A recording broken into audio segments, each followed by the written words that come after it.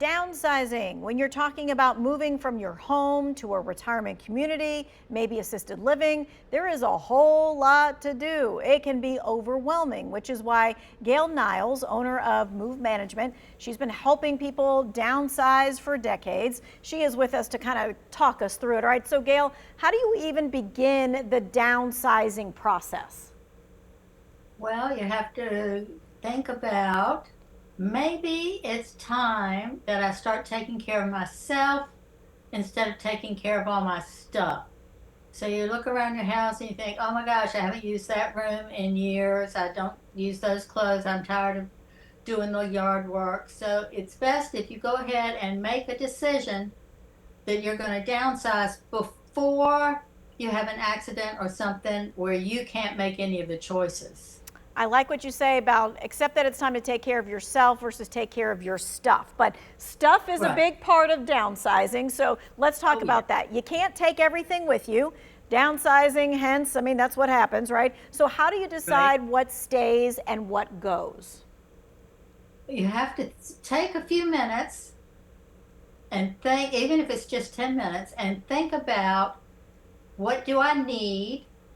And that would be like, well, I need somewhere to sleep, I need somewhere to sit, I need somewhere to eat. And think about your physical well being. Do you have a wheelchair? Do you have a walker? And then think about what are the items that I really love and I can't live without these. And then think about, well, I have a few things that if we can find room, I would really like to find somewhere to put these.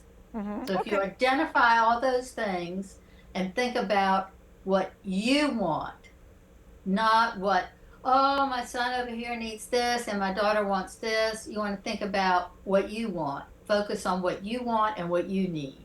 Okay. And when you're providing this service as a move manager, you kind of use a board to show the new space so that you can see everything won't fit, but some things will fit.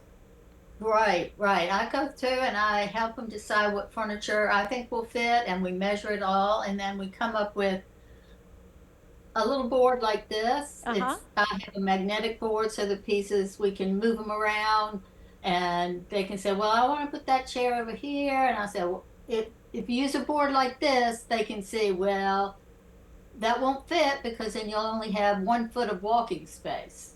So we use a little board like this, and it helps them visualize what will actually fit in the new space. Yeah, I think that's really smart because it really gives them an idea of what my stuff is going to look like in the new place and what I really Right, want to see. Okay, so you right. use a post-it method for moving and things. Explain that post-it method that you use.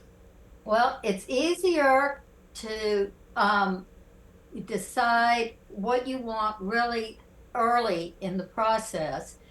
For example, if you have a bookcase and you've got lots of books and you have lots of decorative items, if you will move the items that you want to keep to one shelf, then put a post-it on that shelf, and then we know, okay, that's what you want. And do the same thing like in the kitchen.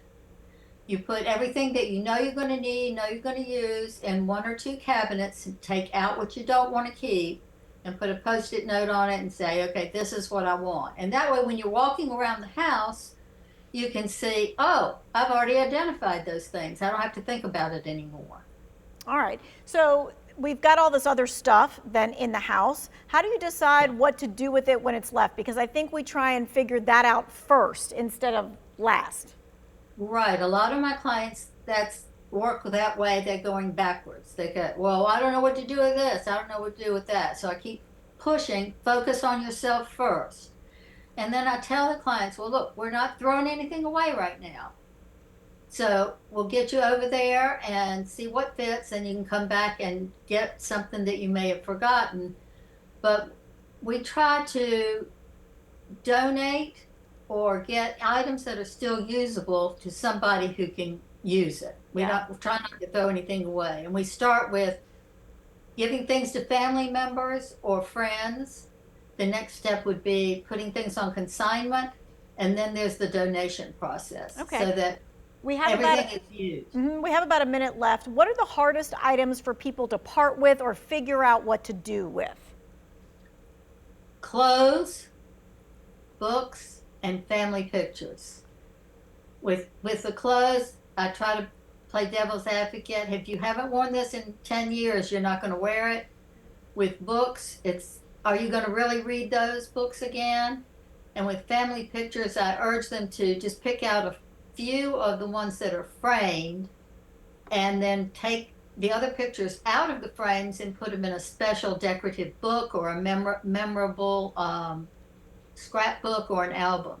So that they can still see them and they can still have them with them, but they're not going to be able to Right. be on all the walls or on the bookcases because that's not going to exist anymore. Right. All right. Well, thank you for giving us kind of the step-by-step and kind of making it feel a little bit less overwhelming with all of those steps. We appreciate that. If you need to send this to someone else that you know, a friend or a family member, it's going to be in the 2 Wants to Know section of our website.